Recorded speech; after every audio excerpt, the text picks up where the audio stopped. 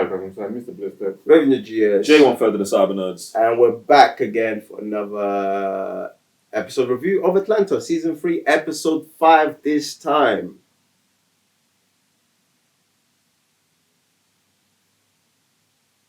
Subscribe. Don't be that weird fan, innit? Just subscribe. Appreciate it in advance. So, we're back with the Mandem. What are you lot saying this time round? I think it was an interesting episode, and I feel like it's a big setup episode for like. I feel like we're gonna start narrowing in to like the point of this season, maybe from the start of this episode, because like there's a couple questions that get asked. We've been on to Vanessa for the last couple of episodes. Now she's gone MIA for like a week, so we need to find out what's going on there. Also, Sock stole Paperboy's phone. Seems unprovoked, and it might be, but I just want to know the reason why. Do you get what I'm saying? I was thinking like maybe he needs a reason to be around, but the phone didn't really make him be around, but maybe he thought that would be a good way to get involved. Do you get what I'm saying? Or something like that.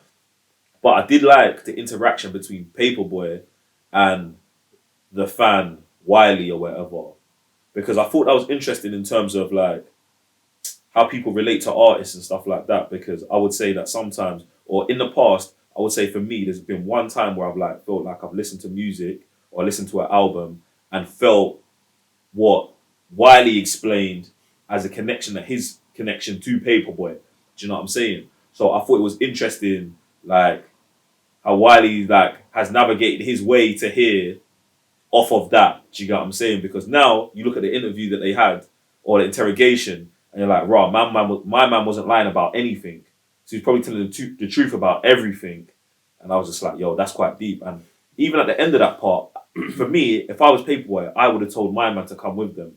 Do you know what I'm saying? The Wiley youth, because it seems like he's, I don't want to say lost, but he just seemed a bit out there, like he was searching for something, and like that he found a home with Paperboy's music, which led him to Paperboy. And I felt like it. I know it seems mad, but if I was Paperboy, I would have said like, "Come with us." Do you know what I'm saying? I thought that, to be honest, I thought that was going to be the outcome of it, and that's why I thought that was the interview in itself. But touching on the fan aspects on this episode, there's three type of fans. So the dude that we met in London, the one that stole the phone, there is the one with cancer, and there is this guy who he found his purpose, I guess, through Paperboy's music. And like much like you said, I feel like that's also going to come around, but just showing different aspects of fandom is quite interesting, the way they've gone on about it. Like even when the kid was having a heart attack or attack, the parents are like, "Nah, like we need to go to the hospital." It's like, "Nah, mom, for Paperboy, if it's for Paperboy, I'll do it." Do you know what I'm saying? Then there's the other you who just wants to be part of it because he found himself through Paperboy's music. But then there's also the crazy fan, because remember, this fan, the one that stole the phone, he's the one who spread all the rumors about the Asian girl last episode, right? I wouldn't say rumors. He's the one who flipped it. He inflated the situation. When he shouldn't have. Yeah. Do you know what I'm saying? So, which is also what he's done here. Right. So, and he also feels like he wants to be in front of the thing, because the way he just took the phone, start like going mad, and then even trying to get in the room and shouting outside, like he's that kind of fan. He's that kind of fan who just wants to be involved and central of everything. I think he's trying to instigate more so maybe what he perceives as like rapper behavior, because in the first one he instigated the thing with Darius about the girl, and it's like that could have blown out of proportion into confrontation, into conflict. The same way in this, he steals the phone, then tells man, "Oh, Mike," you know what I'm saying? He's trying to gaslight a situation basically, and it's gonna be interesting the next time, because like right now he's done it with like a woman, he's done it with a fan, but what happens when he does it with someone else who's maybe like Paperboy or a bit more aggressive? Yeah, one of the man them pretty much. That's where it's gonna get sticky, and that's probably where he's gonna end up getting exposed. But like I said, I know that from here we're building up to something. So interesting, fam. It is. said it interesting indeed. It was also kind of interesting as well as the whole. We had like a brief touch on Ern and Paperboy's relationship. now. Go on. But it's kind of mad because obviously on season 2, it's kind of cliffhanger, man. So it's like, oh, if you're gonna come on this thing, you better come correct, or like there's dead between us kind of thing. That was Paperboy to Ern. Yeah. So now Ern was like, well, we've seen it through this season that obviously Ern has stepped up. Man's taking a role of manager. You can see him here, he's talking to like everyone in the building, trying to make sure everything's okay.